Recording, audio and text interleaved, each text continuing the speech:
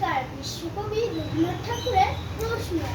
মা গো, আমায় ছুটি দিতে বল, সকাল থেকে পড়েছি যে মেলা।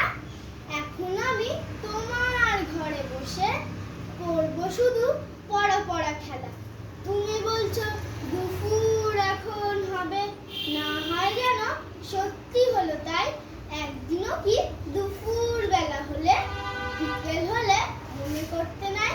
আমি তো বেশ ভাবতেই পারি বলে, সূর্যি ডুবে গেছে মাঠের শেষে। পাখি বুড়ি চুপড়ি ভরে এনে শাক তুলছে পুকুর ধারে এসে। আদার হলো মাদার গাছের তলা, কালি হয়ে এলো দিঘির জল।